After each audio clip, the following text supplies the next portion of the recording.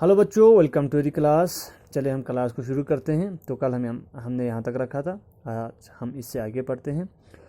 इस काम से निपट कर इधर उन्होंने अखबार उठाया और उधर राम ने खिड़की के पास सरक कर फिर से झुकना शुरू कर दिया।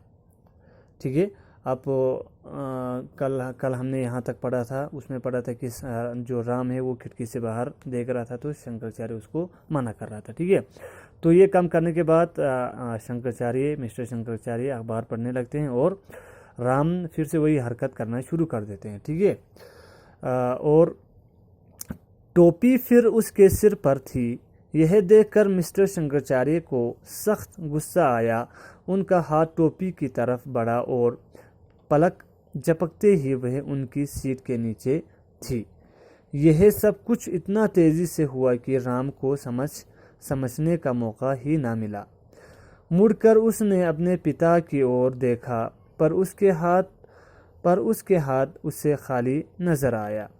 इसी परेशानी में उसने खिड़की से बाहर झांक कर देखा तो उसे रेल की पटरी पर बहुत पीछे कागज का एक टुकड़ा उड़ता दिखा।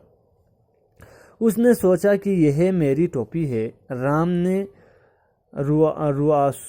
रुआसे स्वर में कहा, मेरी टोपी, और उसने अपने पिता का हाथ पकड़ लिया। ठीक है। तो हुआ क्या कि जो राम का टोपी है वो हवा एक बार मना करने के बाद फिर भी वो क्या करते हैं, खिड़की से बाहर ऐसे देखने लगते हैं। तो बहुत तेज़ी के साथ हवा आते हैं। हवा आने के बाद टोपी इसके सीट के नीचे गिर जाते हैं और राम को पता नहीं चलता है। राम को ऐसे लगते हैं कि टोपी जो है वो बाहर निकल गया है। ठीक है। और खिड़की से बाहर चला गया है। और वो रुआसू स्वर में, रोने की स्वर में कहते हैं कि मेरी टोपी, और उसने अपने पिता का हाथ पकड़ लिया। ठीक है। ये कह के राम ने अपने पिता का हाथ पकड़ लेते हैं। मिस्टर शंकराचार्य ने उसका हाथ झटका कर कहा, गिरा दी होगी तूने अब रोता क्या है। तो शंकराचार्य कहते हैं कि तुमने टोपी को तुमने गिरा दिया होगा, आप क्यों रो रहे हो। इस पर राम की आंखों में दो मोटे मोटे आंसू तैरने लगे। पर धक्का तो आप ही ने दिया था, उसने इतना कहा और रोने लगा। तो इसके बाद मिस्टर शंकराचार्य कहते हैं कि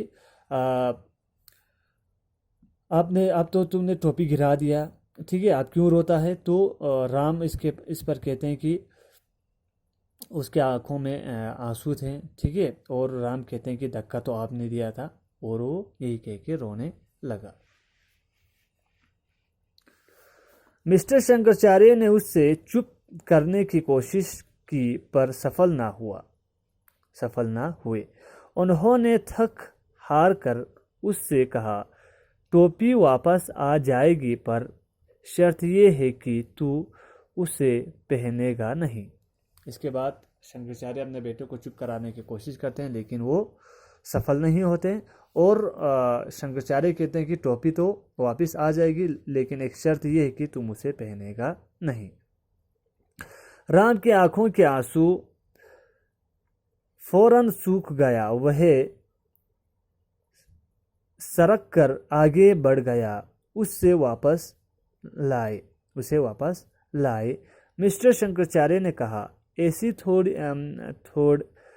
थोड़े ही वापस आएगी, मंत्र पढ़ना पड़ेगा। इसके बाद वो जल्दी से अपने पिता के पास आ जाते हैं। जैसे पिता ही कहते हैं कि आपका टोपी वापस आ जाएगा, तो वो क्या करते हैं, मंत्र, आप ऐसे वापस नहीं आएगा, टोपी को लाने के लिए मंत्र पढ़ना पड़ेगा। कंपार्टमेंट के यात्री बाप बेटे की बातें सुन रहे थे। मंत्र, उसने झटक से कहा, पढ़िए ना पिताजी। ठीक है। तो कंपार्टमेंट में जो लोग थे वो अपने ये जो बाप और बेटे का बातें गौर से सुन रहा था। और बेटा कहते कि मंत्र, तो मंत्र पढ़ना है तो आप पढ़िए पिताजी। ठीक है। तो आज हम यहाँ तक रखेंगे बच्चों। उम्मीद करता हूँ यहाँ तक आपको समझ में आया होगा। और जो नीचे वर्ड मीनिंग्स आ रहे हैं वो अपना कॉपी पे लिख रहा होगा, और अपना कॉपी को आप मेंटेन कर रहे होंगे। सो ठीक तरह कॉपी मेंटेन कीजिए, एक बार रीडिंग कीजिए, ठीक है बच्चों। So stay at home, stay safe, thank you.